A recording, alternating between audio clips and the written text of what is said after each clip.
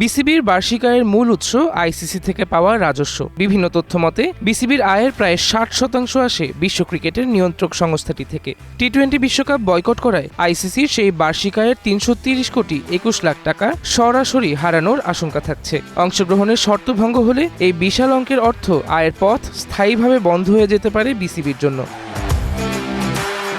ক্ষতি শুধু কোটি কোটি টাকার রাজস্বেই সীমাবদ্ধ নয়। এবারে বিশ্বকাপে প্রতিটি দলের জন্য স্রেফ অংশগ্রহণ ফি হিসেবে বরাদ্দ রয়েছে $3 লাখ বা প্রায় 3,66 লাখ টাকা। টুর্নামেন্ট বর্জন করলে এই অর্থ যেমন হাতছাড়া হবে, তেমনি গ্রুপ পর্ব বা সুপার 8-এর প্রতি জয়ে প্রাপ্ত $31,000 বোনাস থেকেও বঞ্চিত হবেন ক্রিকেটাররা। ম্যাচ ফি, পারফরম্যান্স বোনাস আর প্রাইজ মানি মিলিয়ে ব্যক্তিগতভাবেও বড় ধরনের আর্থিক লোকসানের মুখে পড়বেন জাতীয় দলের খেলোয়াড়রা। বিশ্বকাপ বর্জনের ফলে ঘরোয়া ক্রিকেটেও নামবে ধস।